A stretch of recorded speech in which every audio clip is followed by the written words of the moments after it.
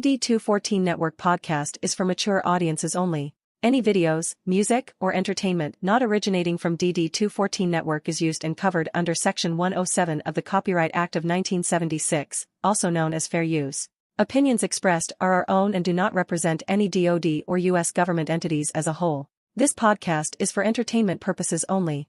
Viewer and listener discretion is advised. You are no longer alone now, because we have you.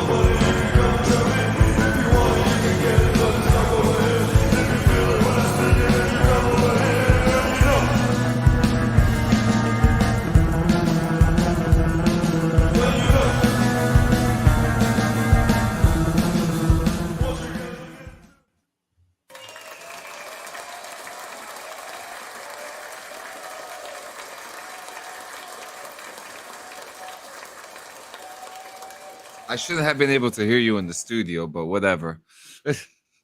We'll see what it sounds like when we put it up on in a couple days, huh?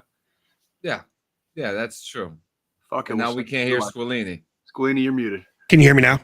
We can hear you now. Okay. All righty. Well, welcome to the DD214 Network podcast hosted by John, Jay, and Joe.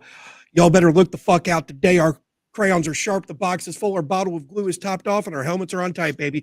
We're about to rism with the tism. So, in other news, why the fuck are, when it's showing that we're muted, when our fucking intro's rolling, we could and I still hear hear you each two other. coughing like fucking goddamn freaking cancer patients?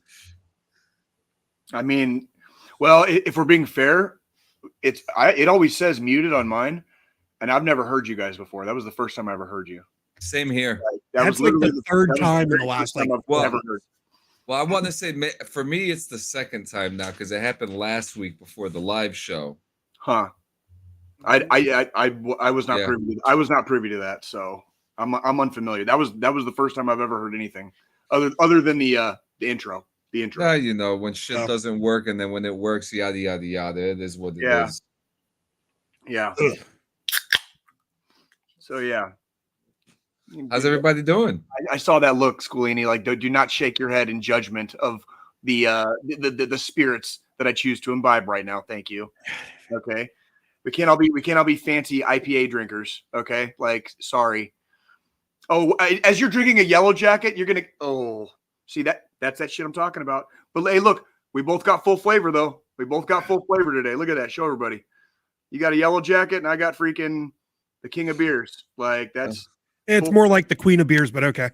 And I've just got boutique orange slush, but you know, who am I? Whatever works. Whatever works. In a fucking vape. Boutique orange slush. And guess what they had at the gas There's station? actually 2 flavors in here. 2 chambers. Really? Make sure you puff your vape with your pinky out. Yeah, you gotta pinky's always pinky's up, gentlemen. Guess what I saw? Guess what I saw at the gas station when I was getting this beer, though. Like, guess what I saw? Weed? No, that's just normal. That's just every day. No, it's God. Faygo. They started stocking. There was another gas station closer to my house around the corner that used to have Faygo, and then like 6 or 8 months ago, they stopped carrying it and went to a different cheap brand of soda pop. Well, now like the main gas station that I go to, kind of like for everything, tobacco, groceries, cat food. If like the cat's running low, you know, like a little bodega. But they started carrying Faygo, and I was like, yay! So I got a Faygo chilling in the fridge just for old time's sake. What flavor? I got peach. Oh no, did I get red pop? I think I got red pop. They had peach, red pop, and cotton candy. Cotton candy is like the most popular one. Cotton candy. I like rocket pop and cotton candy. But I either got peach or red pop. But it's like I haven't decided if I'm going to drink it or just pour it on my head, and take a shower in it. I haven't decided. You just if you reminded decide me. to do I'll be right if you back. decide to dump it on your head, here's the only stipulation. You have to do the Juggalo face paint first and record a video. That wouldn't be hard. I just have to get the makeup.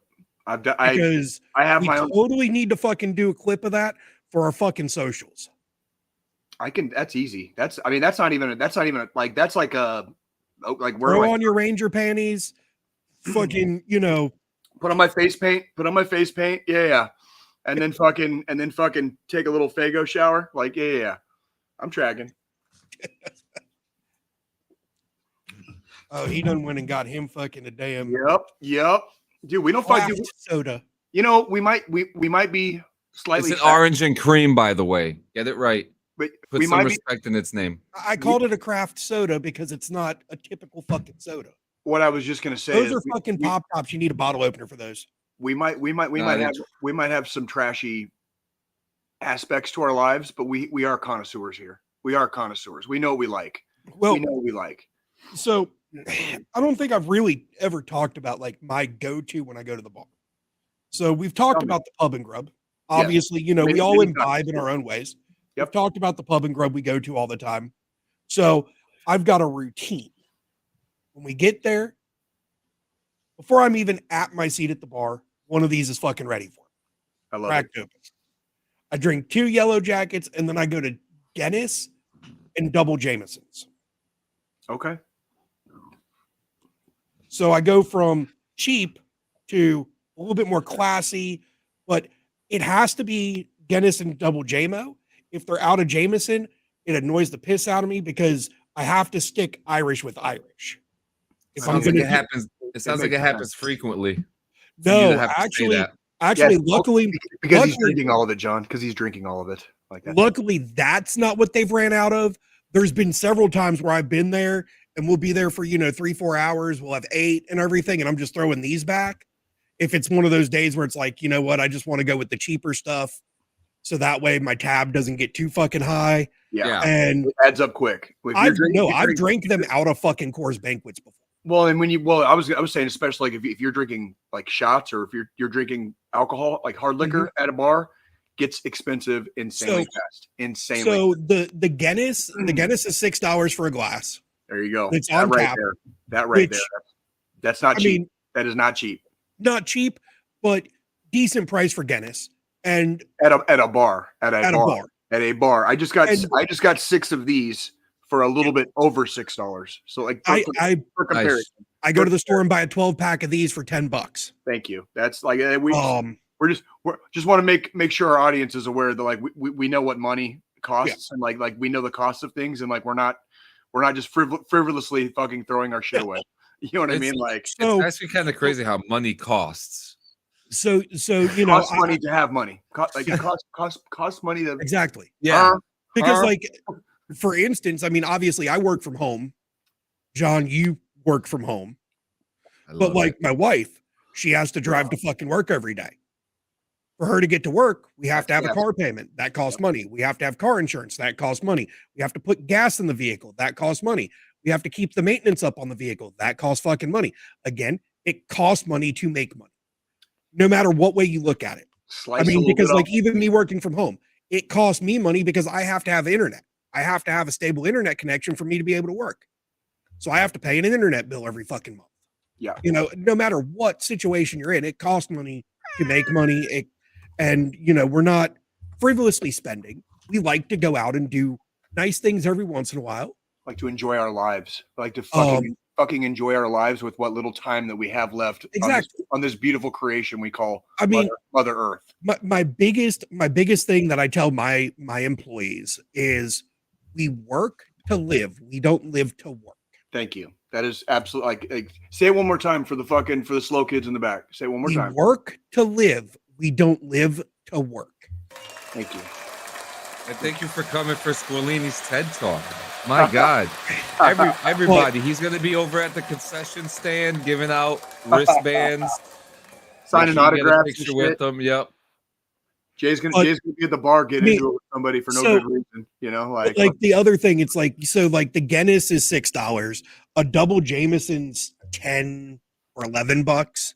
So again, also not stupid expensive, but it ain't cheap. Can't sit there for fucking can't sit there for 8 hours and not spend fucking like $100. Yeah. So it's like, you know, I typically like, because we typically go twice a week. So one night a week, all I drink is banquets because they're $3 a fucking pop. I can get my food, drink fucking banquets for 3 hours, and walk out of there under $100 for a tab. Yep. And that's as it should be. And those are for, like you said, like special nights. It's not an every night thing. Yeah. There's days I go to the bar, if I'm feeling saucy for whatever reason, I will have a shot before I start drinking my beer. Still going with the bird dog? If they have it, I'll do bird dog, peach, or lately I've been doing peach crown because my place is closed right now for remodel and licensing and everything else. So I've been going to a different place. It's an okay place. It's a pub and grub. There's food there, so I enjoy that they have food there. They don't Makes have life a little bit easier too. Well, and they don't have the bird dog, but that's not gonna break my book. You know what I mean? Like I just do peach crown. Yeah. I just do peach crown. Well, and then there's the days where I might have a shot and then just drink beer completely after that. There's other days where I'll do shot and a beer, shot and a beer, shot and a beer, and then I call it. And that's usually by the time I've done 3 and 3, we're out. Like you're sitting around about like a $30 fucking $40 tab. Yeah, that's go time. Like that's good. That's like I'm feeling good enough. I got my medicine for the night. I can go home, fucking eat dinner, do whatever I need to for the rest of the night, and be okay, I guess. Because I usually go out during the day, whereas I know you usually go out more in the evening times. I usually go out in the day. Well, and that's the thing. So like, you know, the math obviously. So when we go and it's a banquets only night, I can drink 8 banquets and only spend $24. Right. Where if I were to drink 8 banquets plus add in Guinness and Jameson, I'm spending, you know, just on alcohol alone. Right. I'm spending freaking $70. Well, and then when even if let's hypothetical or let's just say we have that money to spend. Yeah. My mind immediately goes right back to, okay, I just spent X amount of money, including tip, just to go out for this afternoon. Yeah. What could I have gotten at the store for that? You know what I mean? Like I could have gotten a rack, like a 24 rack. I could have gotten, I could have gotten a bottle of something just to keep in the fridge. You know what I mean? I could have gotten, and it's just, it doesn't mean it's not okay to go out. It's not okay to spend money when you have the money to spend. That part's fine. It's just, there's days where I'm like sitting there writing my tip in to do, you know, doing my math. And I'm like, fuck, dude, like just go to the grocery store and get a fucking 18 rack next time. You know what I mean? And that's like last night we went, and yesterday was just fucking hell at work. Some days you need it. Some days you need to get out. So we go up there last night because, you know, obviously we're going out of town for the weekend. Hence why pre-record. Mm-hmm. And why we're not live Sunday when everybody watches this. We'll be here. So we go up there. We'll fucking be here. We're here right now. We're right here right now. Say something, motherfuckers. We're here. But we go up there, and yesterday was fucking one of those days at work. And I worked in the bar industry a little bit right outside of the military before I got my first like job with my degree. What'd you do? Were you a bar back? Yeah. Okay, that's cool. Ain't no shame in that shit. And the one thing I looked at my bartender after I had 3 banquets, my Guinness, my double Jameson. I look at the bartender, just finished eating, and I was like, it's been one of those days. Don't ask me what hurt me. And she automatically knew exactly what shot to pour me. She goes to the fridge, grabs out the Rumple Mints, pours me a shot of Rumple Mints. And I'm not sure if anybody here's fucking had Rumple, but like that is liquid fucking candy cane. Yeah, you don't like all that peppermint. Yeah, you don't have that shit 10 o'clock in the morning. No. It's like that's like a dessert. That's like a dessert. Someone touched you inappropriately shot. That's That's a Yeah. fucking Show me on the doll where they touched you. Facts. yeah. That's a dessert. Facts. That's a dessert liquor. That's a dessert liquor. Like you. That's you don't drink that shit every day. You don't. Yeah, but I could buy a bottle and most of it is still going to be in there like 3 years. You can't be normal if you're taking shots of that shit. yeah, because like I could exactly, Jay, like you said, I could go buy a bottle of Rumple from the liquor store for $20 because it's not fucking expensive either. No, it's not. It's one of the cheaper fucking liquors you're gonna buy. It is. I can throw that in the freezer. And it's not bad. It's not bad. Yeah. It's just it's very peppermint. Like it's Yeah. And yeah, I can throw that in the freezer and I might do a shot once every fucking 3 or 4 months. Right. So and that shit's gonna be in the freezer for like 3 years. For like 3 to 4 fucking years. Guaranteed. Because it's in the bar industry, it's known as the I'm fucking done with this shit liquor. Because you know someone's having a bad day when they order a fucking Rumple. Right. That's just 100%. That's the way it fucking is. Yeah. That's a fuck it. Give me something that's gonna like fucking upset my gut tomorrow morning. You know what I mean? Like give me something I know I'm gonna feel in like 16 to 18 hours, please. Well, and then at our age, that amount of peppermint, instant fucking heartburn. Yeah, well, I sip. I remember we've had that conversation about like I no longer take shots. So if anybody out there is fantasizing about meeting your friendly neighborhood Jay randomly and drinking and having a drink with him, that's fine. But if you buy me a shot, I don't shoot it. I sip. Yeah, well, so I know because when when we were up there last year when we went to your place, we ordered a shot and a beer and we didn't order it as a shot. We ordered it chilled in a rocks glass. Yes. And sipped it. Yep. Because I'm also typically not a shot person either. Like when I order a double Jameson, I'm sipping it. But I also like the flavor of fucking whiskey and the complexity of the different whiskeys. Agree. Because there's so many different fucking flavors and you only complex profiles to it. And you only get that if you sip on it. Yeah, Tennessee honey, oak, fucking strawberry, mint. Anything you can think of. And my main thing is and I'll just be honest about it. Like I'm 44 years old. Joe's talking about heartburn, like reflux. My stomach can't take shots anymore. Like if I take a full shot, especially if it's something like whiskey or fucking like tequila, I'm talking my stomach immediately fucking churns. Immediately. Oh, shit. Like doesn't matter if I've eaten, not eaten. Mm-hmm. Nothing matters. I'm talking immediate clenching. I start doing the salivating thing, and it turns into the fight. It turns into the fight. Now, because now you're trying to prevent yourself. I'm trying to prevent myself from fucking. So I sip now. Now I sip. I can drink literally anything in the fucking world. Hand it to me. I'll just sip on it. But I will fucking drink it. And I can drink anything. But it was so bad yesterday when I ordered the Rumple. Like you, Jay, I don't do shots, but sat down in front of me and I just glunked. I've been known to throw back like some And then I chased it with a fucking banquet and called it a fucking day. Like that's okay. Did it make you feel better at the time? Yeah. Okay. Then I'm fucking hands off, dude. So so that's like doing anything wrong to me. I like shots. You give me shots, I'm gonna keep on shooting. Oh, I know. We know, John. Until you puke down the side of Jay's car. No, he didn't. No, he wasn't.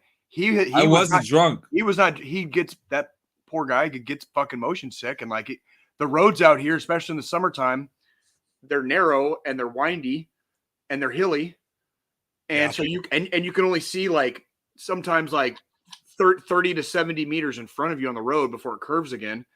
And John's never fucking been out here. It's 90 goddamn degrees, humid as fuck. Like that's like I already know. Like I didn't realize when we were driving until he looked at me and like and he was pale and I was like, dude, are you okay? He's like, I think I'm gonna throw up. I was like, fuck it, roll the window down. Yeah. So I actually got a good story for you, a good drunk story, and this was in New York City in the subway. So this is oh god. I love where this is going. Like This is ooh, fucking taking a turn. So my wife and I, we used to have either like, I can't remember, it was like our Tuesdays or Wednesdays off. So one of those prior nights we used to live on 110th Street across the street from Central Park. The only thing that sucked about our apartment is that we had the view of the main entrance and not the park. Okay. So but you were right there. Right. Dude, we used to go across the street all the fucking time and just walk the park. You know, it was great. So one day we decided we actually walked down that day. We walked from 110th to I think 20 something street. And we found the bar down there and we started drinking and we're having a good time and stuff. We had a couple Long Island iced teas, which was nice. And you know, Long Island iced teas are not very friendly, especially the little twink bodies like mine. I mean, if they're made correctly, no, they're not fucking friendly because it's 120% fucking liquor and 2% fucking a splash of God knows what the fuck hell to give it the color of hell on earth. That's what it is. Like four different types of fucking liquor and like a splash of Coke to fucking make it look like fucking tea. Yeah. Yeah, so we drank it. Splash. It's out of the fucking soda gun. Yeah, so we get on the 1 train, which goes up the west side of Manhattan. Okay. And we're going up the train, and you know, on this train going up, we're passing some of the tourists and some of the more well-off people of the city. So, I love where this story's going. Yeah, so there's everyone on the train has like suits and nice shirts and stuff, and then me and my wife look like fucking like new age punk rockers or something like that, you know, with the black jeans and the makeup and the hair and stuff like that. Mm-hmm. So there's a family next to me. family of 4, and they're British. And and we're having a nice conversation about how, and I'm noticeably drunk. He knows like, oh, I'm talking to a drunk New Yorker, but he obviously knows that the West Side train is probably one of the more quieter ones. Yeah. But that night, it got a little loud. But you were there that night. I was there that night. And so I'm talking to the guy, and I think we're by 70-something street, and I look at the guy. And from my wife's perspective, it's hilarious. But like, I look at him, and he's like, "Oh yeah, no, we had such a great time." And I'm like, "Give me," in a British accent, nonetheless. Oh my god! Damn you, dickhead! I looked at him in the eyes and his family. I said, "Will you give me 1 second, sir? Will you give me 1 moment, sir? Give me a moment, please. 1 moment, please." And please, may I have a moment? And I turned around and I started vomiting all over the fucking subway floor. like when I tell you, like vomiting, it was like Exorcist, like ugh. And I never seen someone grab their kids so fast and get up off that fucking train. He was done with your drunk New York ass at that point. I saw the punchline coming and it was still hilarious. That's like I knew it. Like I fucking knew it, dude. That's I love you, John. I love you. I love you too, man. I threw up all over that fucking train, and I remember my wife looking at me fucking. I think she laughed so hard that even she ended up throwing up herself. Like she was cracking up. But yeah, that was a great drunk story. Yeah, I've never had a bad drunk story. You know what I mean? I've never had a bad drunk moment. You know, all the bad stuff happens after I get home and lay down. You know, there was one night with some homies this is way back in the day in Tucson. I'm talking 25. Well, not quite 25 years. Like we're talking like 01, 02, maybe. Probably more likely like 01. Yeah. Anywho, we were sitting outside, and their apartment had like a little, like, not really a patio, but just kind of like a whatever. But like their apartment was like right there. I start feeling the urge, like I'm gonna need to puke, right? Oh no. I tried to go inside. Like we were already outside. Like, and I didn't make it. I end up puking all over my friend's like front fucking door. Just Jack Daniels and Jay nonsense all over his fucking. inside the hallway to the complex. Like, we were literally sitting outside, and I was trying to make it to a toilet, not thinking that we were just fucking over the railing into the fucking grass. Stand up and go 6 feet away. You're already in dirt and rocks. I would like we. Yes. Holy shit! Oh yeah, it's Arizona. So why did I say grass? Yeah, this is Arizona. Like there's already just dirt and rocks. Just fucking nobody's gonna notice. Just puke on it. Like nobody's gonna notice. And like, well, and I tried to go inside, and like it just ended up all over their front door. So like I spent the next 20 minutes cleaning their front door and the floor. Like, because I wasn't like beyond the pale drunk. It started coming up. You know what I mean? And I'd been imbibing in Jack Daniels. So when it came up, it came up quick, and it all came up. Like, so that brings me back to you talking about that story. That kind of brings me back to just got back from Iraq, 2011. It's right there, after the official, like, we pulled our troops out part of it, because it was right after they televised, the last remaining troops crossing into Kuwait. We get back stateside. This is around the time that fucking Jack Daniels releases the Tennessee Honey. I remember that because that was when I was a private. That was like when I was just joining. See, you were a private, and I was a fucking damn E5 at that point. 2011 was when I went on my first deployment, and I had made PFC by that time, but I made specialist on that deployment. I got my specialist rank on that deployment. Yeah. So like I was still a PFC. Like well, we get back stateside, and we all go down to the fucking coast because one of the guys, his family, he grew up in fucking Wilmington here, Wilmington area down at the coast of North Carolina. So we go down there because we're like, well, you know what? We're back. We've got some leave. Let's go take some leave, go all party down at his place, his parents' place down there.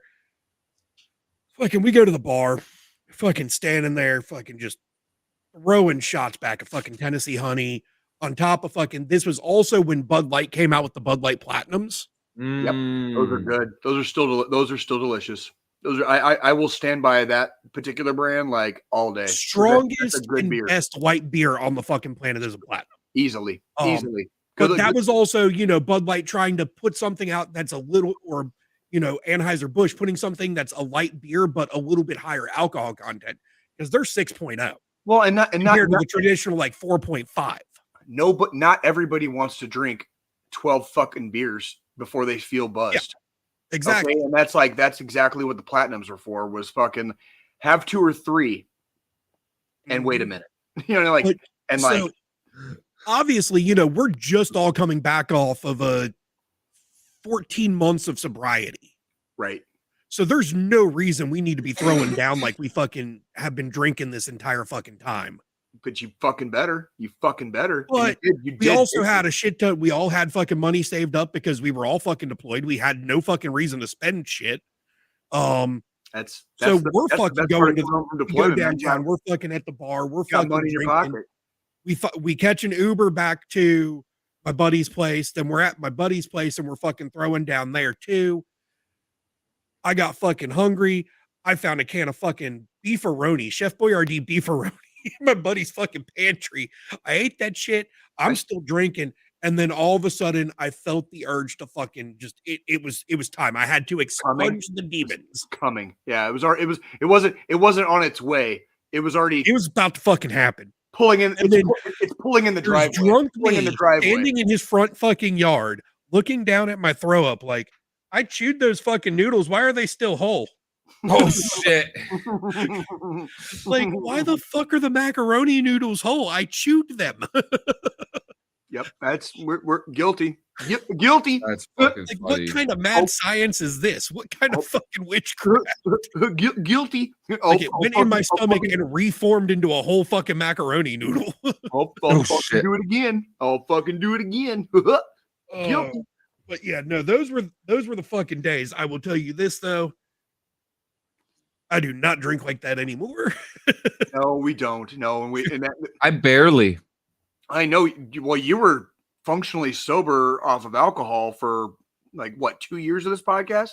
Almost? Yeah, 2 years before you. Yeah, and you still don't. You're like I would call. It's very rare we'll see him grab a fucking one of those little mini fireballs. And there's a word or a screwball. There's a word for how John drinks. It's called teetotaler. Yeah. There's a lot of people that think teetotaling means you don't drink at all. That is not true. No. That is not true. Teetotaling just means your drinking is so infrequent that there's no way to like set your watch by it. It's just completely infrequent. Like my parents were teetotalers. My parents were, believe it or not. Yeah, they were both, and they don't mind having a beer once in a while. They don't mind. My mom doesn't mind having a glass of wine here and there, but that's not. It's just never been their thing. That's not what they did. So they're fucking. Yeah, that's you, John. You're a teetotaler. I'm a teetotaler. Good for you and your fucking liver. Okay, you're not doing anything. You're not doing anything wrong. I promise. Okay, like you're doing all the things right, my brother. I promise you. Okay? I mean, my liver thanks me because I slowed down so much. So yeah, I think my liver has what do you call that? Because my liver was getting ready to fucking tell me to go fuck myself and jump out. What's that Stockholm syndrome? I think my liver has Stockholm syndrome.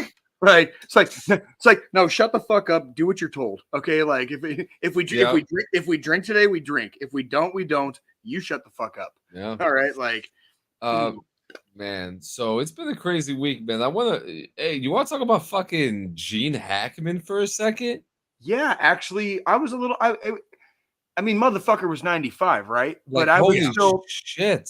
He was a mainstay in 80s and 90s cinema. He retired like in the 2000s, early 2000s, something like that. Yeah. As far as like major roles and but he had a very wonderful career. Former fucking Marine. He was a Marine.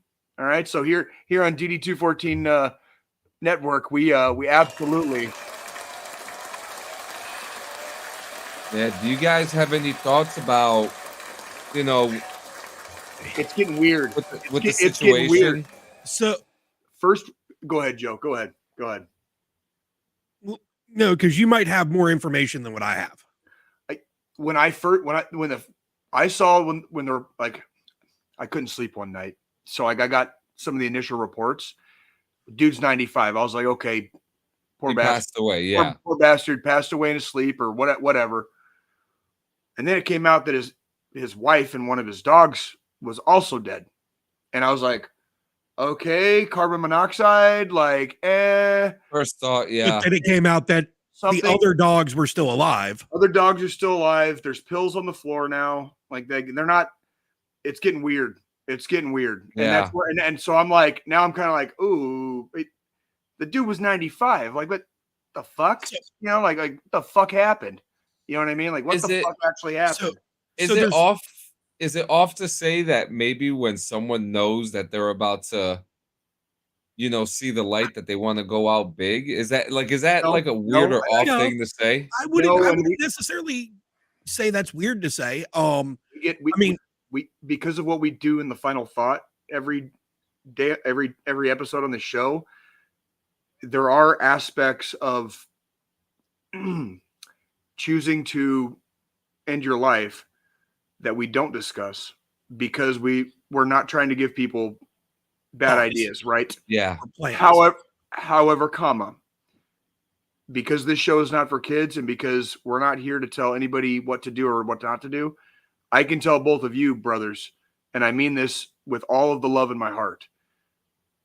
If I come down with like stage 4 fucking brain cancer and it's going to get fucking like mucho painful and like fucking just be nasty for everyone, or something crazy like fucking dementia, you know what I mean? Where like Jay won't be here anymore. It's going to be a shell and a zombie of whatever used to be called Jay, right? We might have to have a talk about me taking a long walk into a forest one day and telling somebody where to find me. Yeah. Okay? And we're not saying that because we're quitting. Okay. That's not an option. It is not an option right now. That is not, we're not, these thoughts are not. Yeah. But if we're talking about being in the scenario that you're talking about, stage 4 fucking brain cancer, it's like dignified. At this point, what's your quality of life going to be anyways? We're talking about dignity of death. Your dignity. Let me die honorably. Yeah. Let me die with honor. So, you know what I'm saying? And that's not, let this be one of the last times we discuss this on the show. Yeah. But I'm going to use that to kind of segue into my right. thoughts on the whole Right. fucking scenario, because apparently we've got the same information is what we all have. So, looking at the way everything transpired, there's two different scenarios that I'm looking at with this situation. Situation A, he passed away. His wife found him. She couldn't live without her husband, was distraught, took the pills to join him. The pills got knocked over. The dog found the pills, took the pills, ate some of the pills, dog passed. I was also thinking too, if they're in her, if that is that scenario, and the product was in her hand, the dog was licking her hand for whatever reason, because we know how animals are. Animals are very affectionate, and they have different ways of communication, and that could have been a scenario too that really fits in with what happened. It hurts my heart to know that they both passed the same day. You know what I mean? Like, and whatever happened. Yeah. Whatever happened, it's unfortunate. Obviously, Gene Hackman had 95 motherfucking years. Yeah. Good job. Fucking good job. Roles. Well, he was an icon. He was an icon. He was the ultimate good guy. He was the ultimate bad guy several times. He played both good and bad equally fucking well. Mm-hmm. Like, the dude was a fucking badass. He had that hard, staunch look about him. And the way just his voice commands you, not fucking vice versa. He had a very commanding voice. Go ahead. So my other side of that is, because of him being 95, he was in so much pain. He begged for help to just be done with it. Let's call die honorably. Let's call it. Yeah. Let's call it. And his wife, in turn, decided to call it after assisting him. Also possible. And that's so, right? I mean, and no matter which side we'll never know either. That's the thing. So, no matter which side of the fence things happened, either way, he was 95. He lived a long fucking life and a good life, a fucking fruitful life. Yeah. It was his time. I don't care. I think his wife was 60 something. His wife was in her 60s. Yeah. She's in her 60s. Yeah. Well, go ahead, Joe. I'm sorry. It sucks to lose a legend and a fucking one of the greats like that. However, again, we're human. When it's our time, it's our time. 10 out of 10. Some of us might live till we're fucking 110. Some of us might live till we're fucking 45. We don't know when that time's gonna fucking happen. Yeah, we don't seek it. We don't seek it out, but we're not going to be living in fear of it either. Real quick, a couple things, and we'll try to move on from this. But two of the scariest things I ever heard come out of one of my grandfather's mouths. One was when he dreamed at night. Everyone that he dreams of in his dreams, has already passed away. And the second one was, he didn't say this directly to me, but I heard secondhand through my family. There were nights he would tell my grandmother before he passed, I just wish it could be over. And I fear living that long, right? I want to live, right? I want to have a good life. I have children. I've got family. I got you guys. I got my brothers, my sisters. I got all the homies. Okay, we're not talking about wishing for death here. But some people live so long, they outlive the joy of life. And it turns into this existence all of a sudden that's probably a lot scarier than possibly what the three of us have seen. Yeah. You know what I mean? I don't know what it's like being 80-some, 90-some years old, and your entire body is just doing everything the opposite of what you want it to do. And you're stuck, and you're stuck in this husk and you can still think, you can still see, you can still hear, and shit's just not the same. And it's like one of these days, brothers, odds are between the three of us, one of us is going to have to face that. At least one of us. Hopefully all three.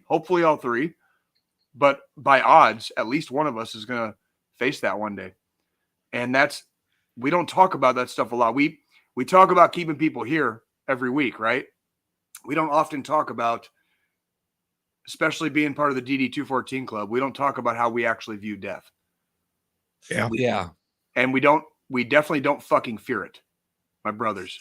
We do not fucking fear it.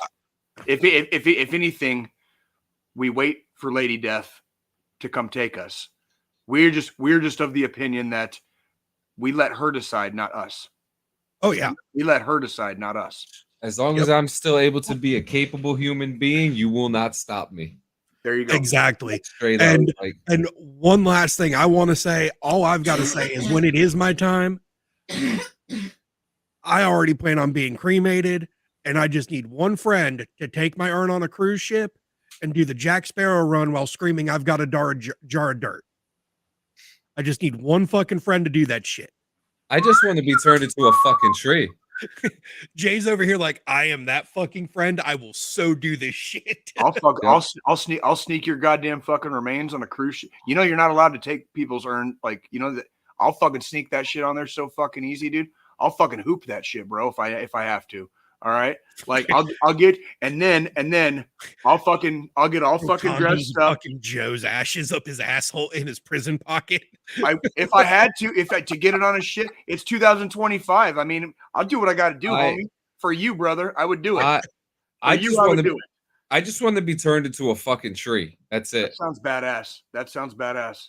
And I got my ancient family burial ground that I'm like, already fucking scheduled to fucking make an appearance at one of these days. So like we all have our plans, right? But the fact that all three of us have plans already says a lot too about how we view death, about how we like. There is no fear. It's like we accepted that shit fucking like, oh God, long time ago. Death in the fucking face. I think one of the perspectives is too, it's like you kind of, when you sign up for the army, you kind of already put into your mind that there's a chance that you could die doing anything and or everything. Literally. While in the military, no matter what job you have, and it's like a big risk, especially if you deploy. And we sign up knowing that, you know what I mean? Correct. No matter what job that is. I feel like that's a good perspective of it as well. And that's one of the things I was about to get at is, you know, being someone that's gone to combat just like Jay. Part of the preparation before you deploy the first time is making sure all your affairs are in order in case something happens. Yep. You know, will and testament, having, you know, a power of attorney for whatever reason. All of that stuff is part of the preparation process. So, you know, at a young age, I fucking had to prepare. I had to say, this is what I want done. So that way there was clear instructions for my surviving family on what to do in that scenario, and for the army on what to do in that scenario that I did tragically come to an end in a combat zone. It happens. Well, I remember my living will on my first deployment, I had very specific instructions over what to do with my body, but I had separate instructions for in case I got blown up, in case my body was not intact, in other words. Yeah. Which is a very real possibility. They might only come, you know, I weigh, you know, 100 at the time, maybe 170 pounds. You might get 20 pounds back. Yeah. You know what I mean? Depending on the situation. Yep. Yeah. Whatever happens, but you're just getting back remains. You're not getting back a body necessarily. So I had separate instructions for what to do if it was remains versus a full body, a whole body. Yeah. Yeah. And that was a thing because we were doing route clearance. So what does route clearance do? Look for fucking bombs. What do bombs do when they fucking explode underneath people's asses? They tear them apart. You know what I mean? Like it's a possibility. Now imagine how people would think you go over there, and up there. Yeah. Now imagine what how people would feel if they saw what it does to the ground beneath it. Well, and I tell you what, brother, it's sobering. It's sobering. Like I remember one time on my second deployment. This is when I was in the infantry. Now I've reclassed at this point. Yeah. Now because I did the route clearance thing with the engineers as a mechanic, we were doing a mounted mission, so we were in vehicles, but we got up to this. It was like it was a road, but it had a culvert running underneath it for irrigation. Yeah. And I was lead vehicle, so I got out. I was actually TC, but I got out to go clear the culvert by myself, like before any of the vehicles fucking passed over this culvert. And I don't remember nothing crazy happened. It was normal. I cleared it and everything was fine. But I remember when I was walking around the front of the truck, I was like, to get ready to go down into the little wadi, the little wash, to go look underneath so I could see underneath the road. You know, I was like, here we go. You know what I mean? Like, today might be the day, big dog. You know? That was always route clearance. That was always, especially mounted route clearance, was always one of those things. Like, anytime it was your turn to get out the fucking truck and go check, wherever you step, was literally wherever you step. Like fucking the term walking on eggshells doesn't even do the fucking fear. And there's nothing you can do about it. Like you can look at your ground and you can see functionally what you're seeing, but it's so easy to make anything look normal. Yeah. It's so easy to make anything look normal. So it doesn't matter where you step. It literally doesn't matter where you step. If it's there, it's there. And that's, fortunately, obviously, I'm sitting here doing the podcast, so obviously nothing happened that day. I did good, but I was using training that I had previously had experience with the engineers while I was over here in the infantry at the time on my second deployment. And I actually got to do the same shit on my third deployment. So I was able to take training from when I was a mechanic attached to engineers and utilize some of the SOPs that we had as engineers over on the infantry side when we were doing mounted and dismounted operations in the infantry. And by that time, I had become an NCO and I'd become a squad leader. So I was usually either TC or if I was dismounted on my third deployment, I was in charge of the dismounted element. Does that make sense? Yes. So like there's other people with me, obviously, but I was the dude of rank on the ground. Yeah. Does that make sense? There might be people in the trucks behind us, you know, but on the ground, I was the dude of rank. And like that's how you get that fucking experience in the military, is like by doing it. By those doing little pockets of training that you don't even know are training. Because even like when you're doing something operational, you're still doing something training, because there's always a rank 100% correct. Go up there, you know. So even if like you're there for 15 years and you're doing a fucking training op just for training, you're being trained at the same time. There's someone watching you, higher than you, having that conversation with someone next to them, like, hey, maybe it's time for that guy to move up. That's why we train. That's why we train. That's why we don't stop. That's also correct. And also correct. Yes. I used to be aggravated getting those like the QRF phone calls in the middle of the night. You know, to do one of those formations. That was aggravating. But then, like, you know, you really realize, like, oh shit, that's pretty important. Shit's not going to stop. If it's 2:00 in the morning and shit goes down, you got to be ready. You know, I think Cypress Hill had a whole song about it. When the shit goes down, you better be ready. So it doesn't matter what day, what night, how much sleep you just got. Shit's going to go down. Whether you just got back from a long ass day that you just fucking like fought through, fucking guess what? Shit's going down again. Fucking get the fuck back out there. Get the fuck back out there.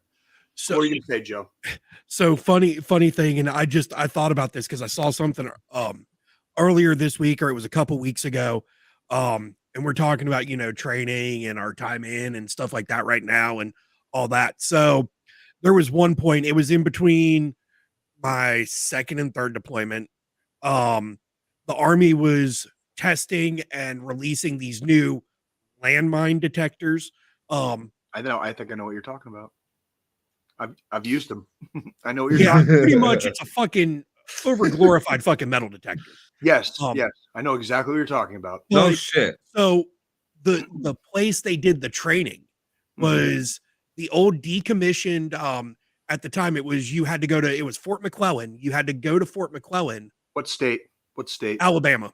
Okay, thank you. So Fort McClellan's the original home of the military police school and then the chemical corps school. Is it still guard? Is it like Chaffee? It was guard when I went down there for the training, but it's not anymore.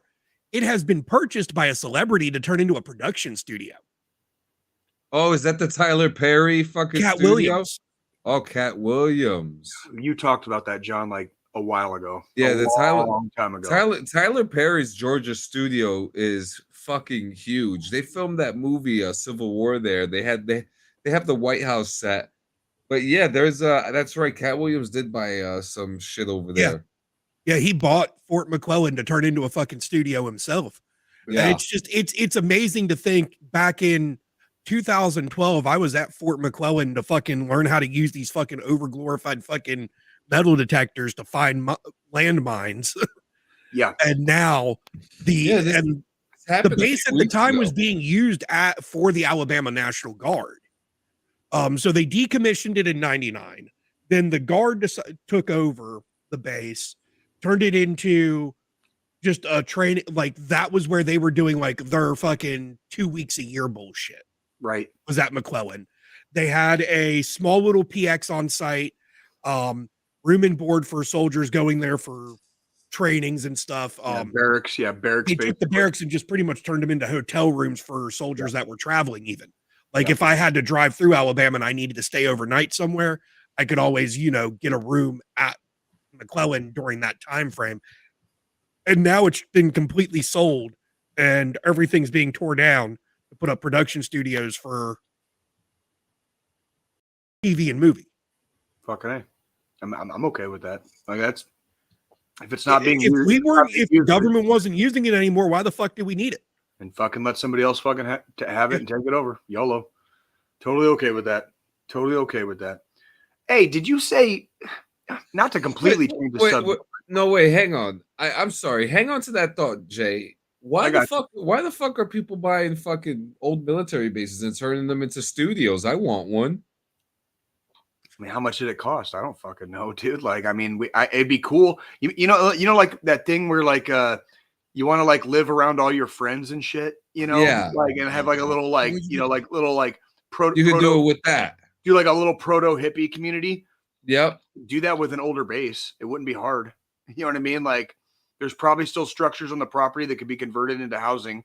And there's other structures that could be converted into like a bar, a mechanic shop. You know what I mean? Like a fucking, just like whatever you would need.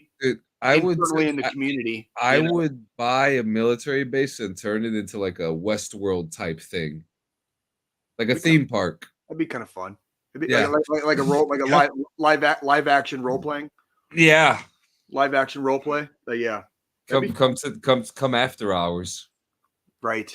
But yeah, I'm sorry, Jay. I didn't mean to interrupt you. What you got? No, not at all. No, I wasn't trying to change the subject. I just it just dawned on me. Joe started watching Invincible. Yeah. What do you, dude? Joe, what do you, dude?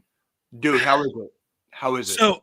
So first, the end of the first episode was holy fuck of season one, just the first episode in jail. Yeah. Mm-hmm. Just holy fuck. But overall, I mean, I finished season 1 and season 2, and I think I've got like maybe 10 minutes left of episode 1 of season 3. So I'm right at season 3 now. I'm done with all the episodes that are out at this point before the end of next week. of the week, but it's really it's captivating. It's interesting. The nods to other comic book studios has been pretty, or the digs, I should say, at other comic book studios has been pretty interesting, like Arachnid Man and Professor Octopus, or Right. you know, there was a point where fucking Batman was there, but they didn't directly say Batman, but the hints and all the tropes to it were He's a man dresses like a bat. Eh. What do you he call? What do you goes call by yourself? and then poof, fucking yeah. I mean, the gore fucking definitely it's there. Fucking gore factors, fucking holy shit. For a cartoon, it's like take Mortal Kombat and turn it into a cartoon. And put it into a Like, blender. give everybody superpowers. And put it into a blender. Yeah. Yeah. And that, well, and it's a lot more realistic how superheroes would actually probably deal with problems, especially if the problem got out of hand. It's not campy like the older, you know, Silver Age of comics. It's not campy like DC and Marvel. This is what would happen if superheroes were real and they had to do this on a day-to-day basis, because they would just be fucking normal people. They would have normal people issues, but they also had a responsibility to keep the populace safe. Yep. And that's ooh-wee. It's fun. It's fun to watch. It's fun to watch because you see some of the emotional toll on a lot, on not just one or a couple, like a lot of the different characters. There's an emotional toll that comes with dealing with being living in a superhero world. Yeah. And that's like, it's not just the superheroes or their family members or their loved ones. And even, it's just existing where, you know, somebody could fly down my street right now at Mach 3 by themselves and my body would turn into pink mist and like I'd be dead. Yeah. And nothing would happen to them either. Nothing would happen to them. They would just, nobody's gonna stop them. Yeah. Nobody's gonna stop. And that kind of, you know, that's the other comparison I have. It's like if you took The Boys and turned it into an animated show, because The Boys also touches on superheroes have real fucking issues themselves. Uh-huh. And then on top of that, they're coming out with Invincible live action soon too. So I don't know if I want. I don't know if I want that. I dig the fucking anime, dude, because you can do so much. You can do so much more in anime than you can in live action. Well, the live action is supposed to finish off the whole series as a whole. That's how they want to end it. I guess we'll see. And like a lot of the actors are like Steven Yeun, who plays Invincible. He's too old and he can't play him, so he's going to play Cecil.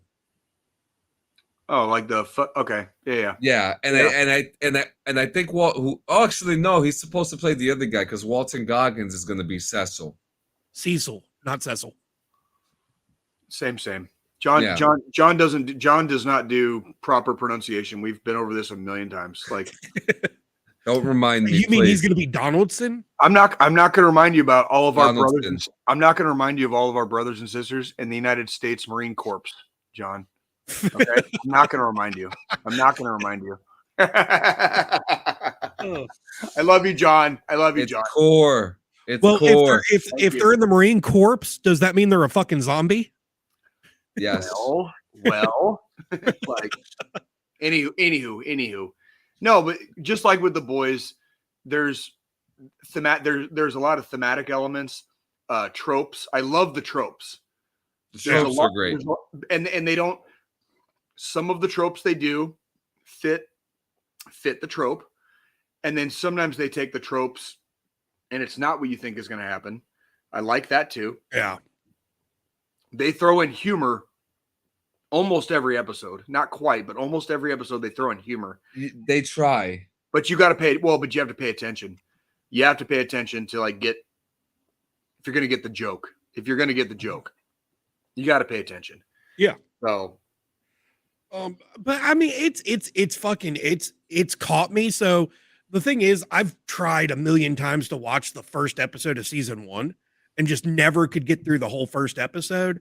But then after I got through that first episode and the way that episode ended, and then the next episode's ending, it kind of the way they make sure that when they end an episode, they end it at a spot where it's gonna want you, where you want to come back to figure out what the fuck happens next. Yes. And then you've also got, relationship struggles. There's the struggles of real life every day. Like, how do you deal, like Invincible, having these issues of how do I maintain a relationship with somebody that knows my identity, wants to be there for me, but then they have their own issues because they have nobody they can talk to about everything they're fucking going through. There are some really realistic things here too, especially for an animated show, because there's one episode, and this is not even like a major thing.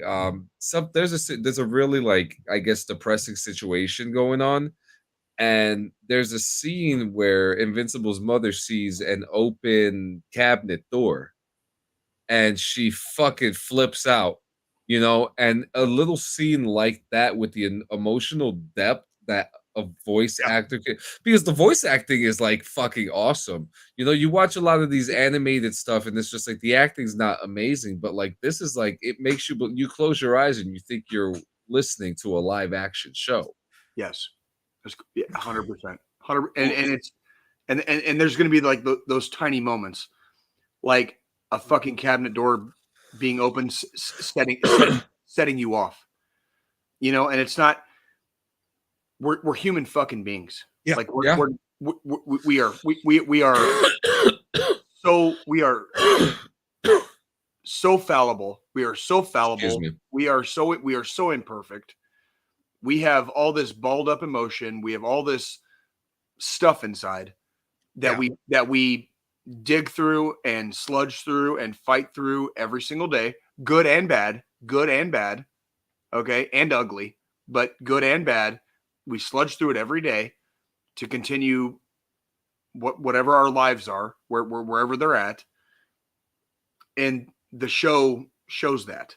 And that was another aspect that I enjoyed, was it really absolutely like the boys, but the boys don't do it quite as well.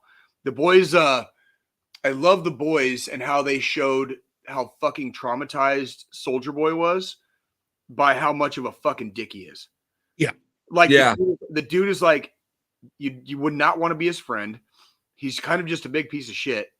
But the reality is the motherfucker's been kicked like a dog for fucking decades. Yeah. He's been kicked like a dog. And it's like, how do you expect a wounded animal to act? Yeah, and I don't even know if you saw I don't even know if you saw the breaking news. Like almost the rest of the damn Supernatural cast is going to be on the boys now. So Jensen, obviously Soldier Boy, but before the end of last season, they announced Jared Padalecki was going to come in to the final season of the boys. But now Misha Collins is also coming in. I don't know who any of these people are. So I've never watched the show. I just know who they are. Yeah. I watched all of fucking Supernatural. Great fucking show. Speaking of which, we lost another one this week. A young lady. Michelle Trachtenberg. Michelle Trachtenberg. Yes, thank you. She had apparently she had complications from surgery, liver transplant. Yeah. And that's very unfortunate. Like that kind of hurt my heart. Like I remember her from Eurotrip. That's where I like that. Like that's my main memory of her as an actor. Buffy. I didn't watch Buffy. Brother, that's not a J movie. That's not a J show. Like I know. I missed it. I missed all the Buffys. I missed all the Supernaturals. I missed all the things. That's why I don't know. That's why I don't know who the fuck anybody is anymore. You know what I mean? Yeah. I missed all of it. Like I didn't even know who the fuck Soldier Boy was. Oh, your heroes are gone. But I mean, the thing is that with that specific, passing of a celebrity, that's something real though that can happen. That's one of those things that is a side effect or a complication with any type of organ transplant is your body can reject it. You can, even with the proper medication and everything, even with, you know, making sure the organ's a proper match, there's always that possibility that your body can reject it or there's going to be a complication with any major surgeries. And I mean, if you look at some of the later pictures of her, you could tell she had a liver disease of some sort. Yeah, it's just unfortunate. Like she's younger than me. 39. 39, yeah. So like 5 years. She was going to be 40 this year. Just a little older than I am. Yeah. Same age as my wife. Yeah. And I mean, I know all three of us have lost people that were younger than all of us. You know what I mean? Like it's like, yeah, it sucks when it happens. It sucks when it happens. Yeah. You know, but like I had no clue who Soldier Boy was, like as an actor. You know, I didn't know what he played in. I didn't know what he played in before. I didn't know any of the things.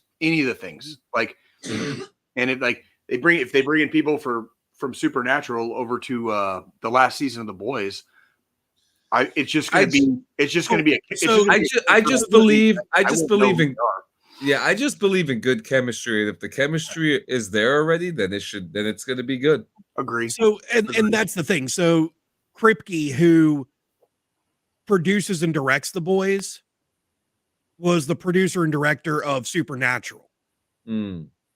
And the dude, Robert Singer, who plays the guy that plays Robert Singer, the president in The Boys, the older guy, he was in Supernatural. So like that producer and director is pulling a lot of his talent that he knows has good chemistry into The Boys to end out the show because he knows they already have that working screen chemistry together. What streaming service is The Boys on again? Amazon. Prime. It is on same Prime. as Invincible. Did not okay. Okay. Ranger. Listen, Amazon, I almost feel like that the producers, whoever they have like signed up as producers and directors and writers on Amazon, they understand like some game culture and lore culture when it comes to video games, books, adaptations, comic books of the sort. I mean, they're talking about doing Red Dead Redemption, and I don't want to see that. I saw Fallout was fucking good. I saw that too. Squilling, did you see the pictures? Fallout was of the set the next season. Yeah, the set, it looks great. I mean, I'm not a New Vegas fan, but I can't take away the fact that it looks fucking good. You know what I want to see for like TV shows and movies? Original fucking ideas, because it ain't that fucking hard. I don't want to see, no offense to anybody, I don't want to see fucking Red Dead Redemption 2. And I don't want to see fucking Fallout. I want to see a goddamn original motherfucking idea. You know, like we used to like pay for a matinee price and go to the cheap seats, you know, as a kid in the 80s to go see a fucking random movie that who the fuck knew if it was going to be good or bad, but it looked fun. Kind of like fucking Cocaine Bear or goddamn what was that fucking that Santa Claus movie with the dude Silent from Night. Violent Night. Yeah, Violent Night. I still haven't seen it. Let me go have fucking fun. Let me go have fucking fun. You need to watch it, John. It's fun. It really is fun. It's a good one. It is a good one. I promise you. My point is, I'm so sick of the lack of creativity, the lack of imagination. We talked about it last. We talked about it last week. They literally announced Goonies fucking 2. The fuck are they gonna do with the fucking Goonies? It's 2025. Oh. It's been 40 fucking. The Goonies returned. It's been 40 years. Guys. If there are fans that want it, there are fans that want it. That's probably the dude that wrote it, Joe. Hey, you guys. That's the guy that wrote the fucking script, probably.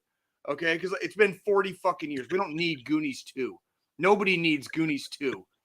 Can we do something like more fun, like more up to date? Like, I'm sorry, I get so verklempt. You guys, I know you guys hate it when I get on my fucking. I know. I'm sorry that I get in my cockles, okay? But goddamn, dude, like, whose dick do I have to suck for good fucking entertainment anymore? That's exactly why I don't watch movies. That's exactly why I don't watch TV. Because every time I do, that fucking acid reflux we were talking about earlier, it starts fucking doing this shit. Like, it just starts creeping on me. And by the time I'm fucking like 20 minutes in, I'm like, man.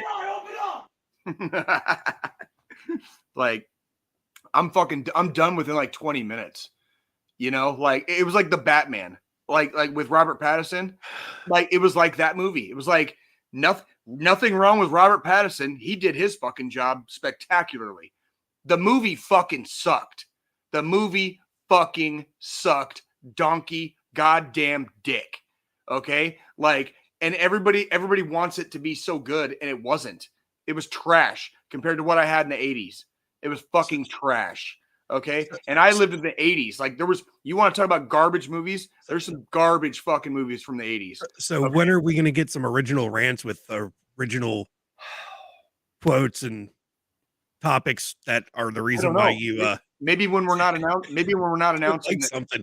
Because if I hear something about the fucking Batman one more fucking time, it pissed me off. It was like that was like the biggest waste of 3 hours of my life, and I spent 12 years in the Army, and that was the biggest waste of 3 hours of my fucking life. Okay, like, for those not aware, sit around and wait. Hurry up and wait is a real fucking thing. three tours in Afghanistan. 3. The Batman was the biggest waste of 3 hours of my entire fucking life. I will never get that back. And I will forever be jaded and cynical about it. So you mean to tell me you've never watched an M. Shyamalan movie and never thought it was a waste? Okay. Every M. Night Shyamalan Ding Dong movie I've watched, I've liked. Unbreakable. Even The Village? Okay, Yeah, The Village was probably the only exception. I only made it 15 minutes into that movie and I turned it off. Unbreakable is to this day my favorite superhero movie. Unbreakable and The Sixth Sense. Unbreakable and The Sixth Sense and The Sixth Sense are untouchable movies. I will die on that hill. I'll die on that hill. But even dead people. But even those movies, at least they were somewhat original ideas or like stories. You can take ideas and turn them into a different story. Fucking Shakespeare did the same shit. Mm-hmm. You know, only one of Shakespeare's plays was what you would call like an original story. It was The Tempest. For all of you that aren't fucking educated, that was actually his last one, wasn't it? Yeah. And it was the only original, what they would call an original story.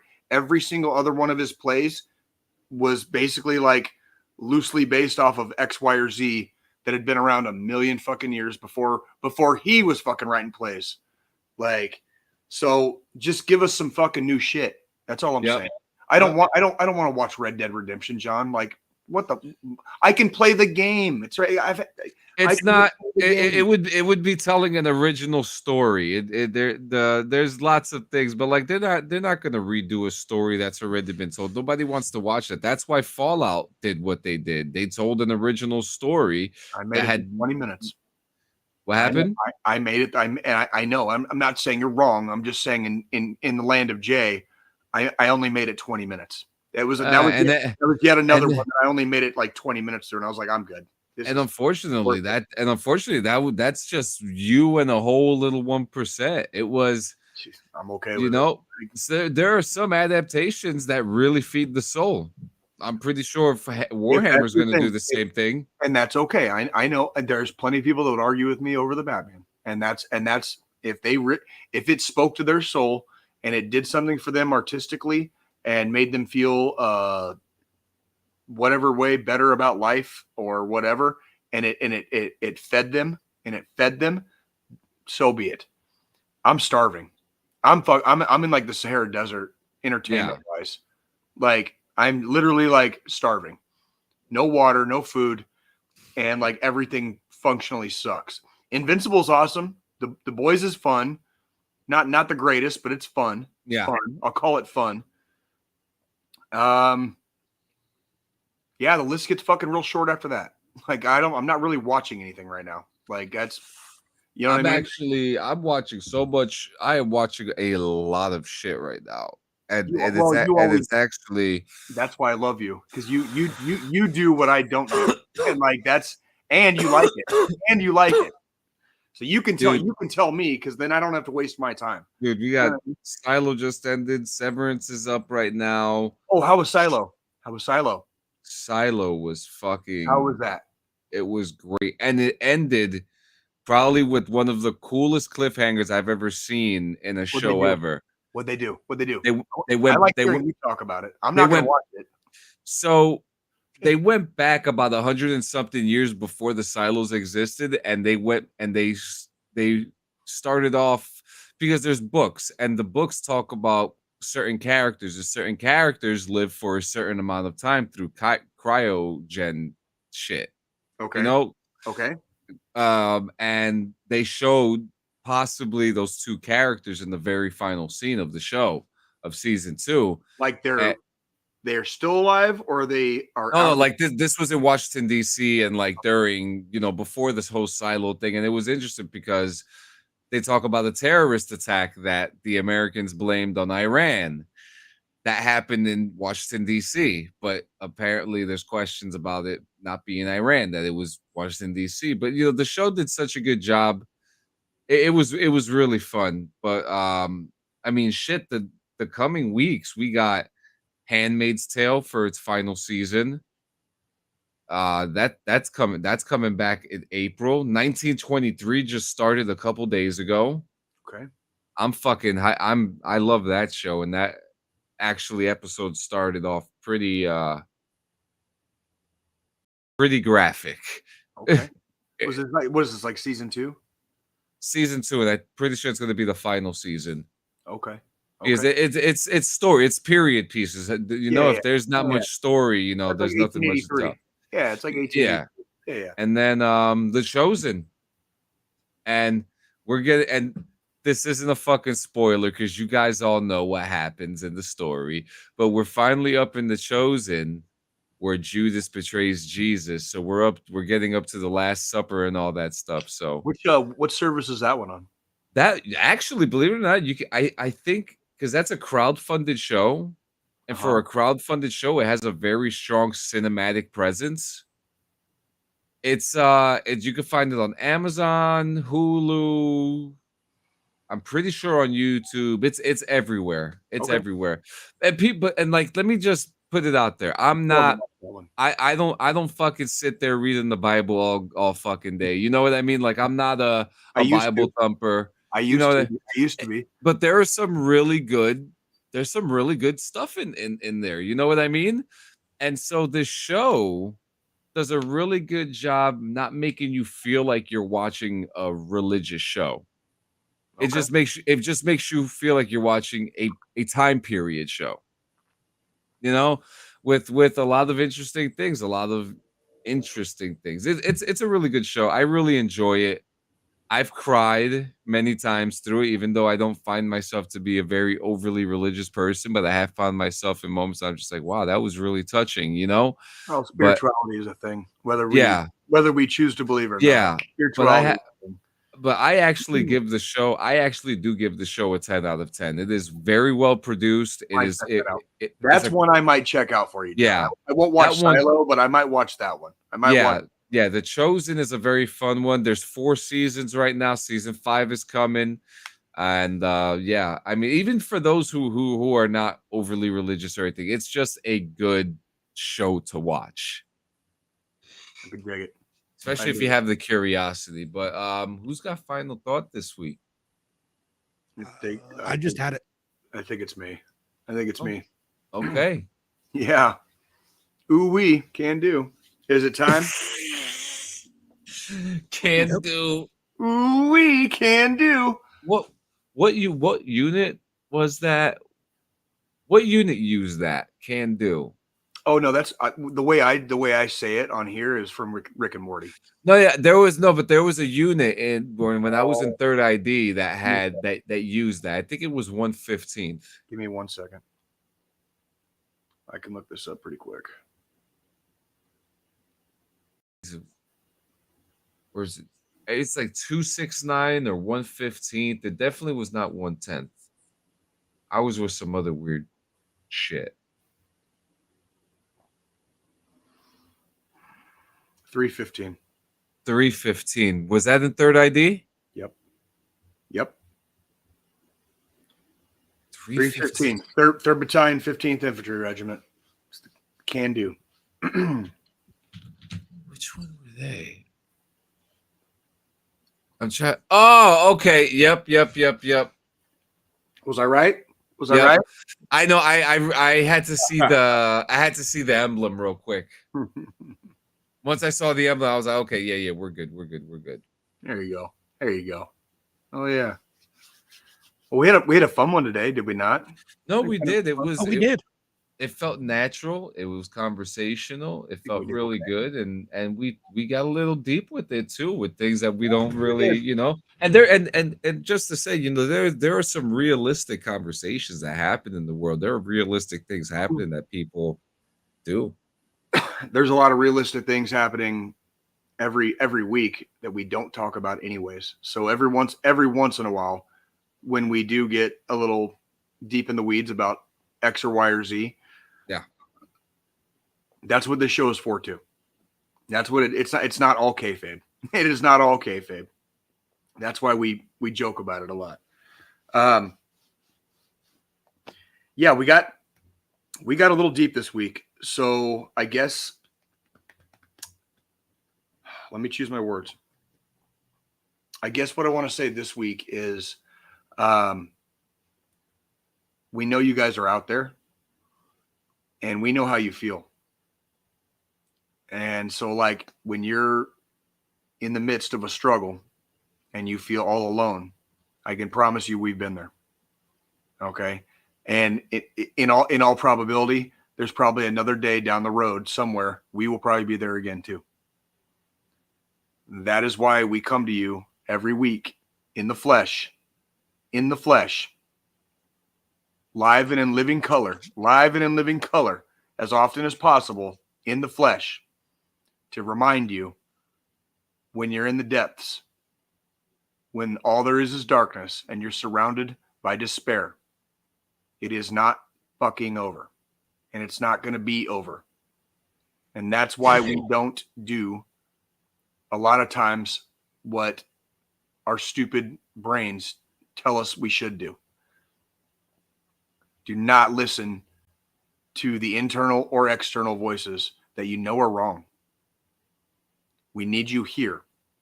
We need you in the fight. We need you on the team. We can't do this without you. The most important person on this crew is you. It means nothing with just the three of us. Otherwise, we could just go smoke our cigarettes and drink our whiskeys and smoke our bongs, and we wouldn't be here. You are the most important link in the chain there. What we ask is for 7 more days. Just 7. Give us 168 motherfucking hours. Because we will be back. We will be back. All the way until the day that we're not. But we're not going to not be here because of something that we did. You guys can make it. If people like the three of us can do this week in and week out for 5 motherfucking years, post-service, with the DD214 in our hand, if we can do it, we three know you can. We need the strongest link in the chain. It is you, not us. Get your ass off the couch. Get back in the gym. Fucking clean the dishes.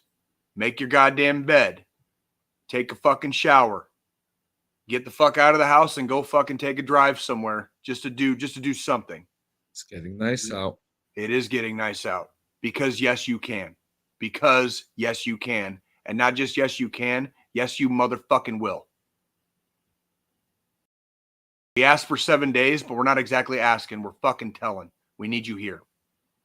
Please do not leave. If you're having issues, if you're having struggles, if shit's just fucking getting loud, call a homie. Call a battle brother, battle sister. Call your parents if they're still around. If nobody's answering, if it's fucking late as shit at night and you can't sleep and shit's going wild and you don't want to bother anybody, look up above me. You can text or call 988. You can dial 1-800-273-8255. That's 1-800-273-TALK. There are licensed behavioral health specialists waiting for your call. Because yes, you can. All right? It's serious shit. And it's as serious as the topics that we covered earlier. All right? We know about life and death the same way you do. We got the DD214 too. We need you motherfuckers here. And we're losing too goddamn many. And I'm fucking sick to death of going to fucking funerals. Especially for motherfuckers that are way goddamn younger than me. And I'm only fucking 44. So I'm getting there, but I ain't even fucking close yet. Just about every single person I've lost was fucking younger than me. I'm tired of getting my goddamn soul, whatever's left of it, just ripped to fucking shards and just tatters, and getting another goddamn fucking knife wound to my goddamn heart. We need you here, boys and girls. We ain't no sons of bitches, and we ain't never gonna be. But if you're not here, what the fuck is the point? We don't quit here because we can do. We can do. All right? And we will do. So watch us. Oh, and by the way, what's next week, boys? What's next week? It's coming. What's next week? 100. 2 motherfucking 100. So if you don't believe what I'm saying, 200 times we've been here every week. 200 motherfucking times. If that ain't proof in the goddamn pudding, as our friend of the show Kabbalas would say, that pudding is sweet. Yeah. And it tastes good. Okay? The proof's in the pudding. And that's just since we started numbering the episodes. There's some shit in the vault that goes back even fucking farther than that. That's right. Like, we will be here. We promise you. That's the easy part for us. We promise you we'll be here. You get your ass back here in formation. Black socks, all right? Don't add to, do not subtract from the population either way, all right? You know, I want you guys to go out and have fun. If you're going to get laid, wrap it up. If you can't wrap it up, don't be a dummy. Shoot on her tummy, okay? Pull-out method is a thing, all right? We're not adding to the population. No fist fights. Don't beat your fucking wives, your kids, your dogs, your husbands, whoever the fuck. Leave them the fuck alone. Keep your fucking hands off. All right? It ain't hard. Yep. We're only asking for 7 days of good behavior here. It's not goddamn difficult. All right? So grab your fucking dicks and your vages, all right? And fucking like hike them up. Find your fucking balls wherever they are, inside or outside, and get your ass down the trail for another 168 so that we can see you for a fucking spectacular 200th motherfucking episode. Can you fucking believe that shit? No, we can't. Motherfucking episodes. And guys, we'll see you next week for that. We love you guys. Stay lifted. Adios, compadres and compatriots and all that beautiful stuff.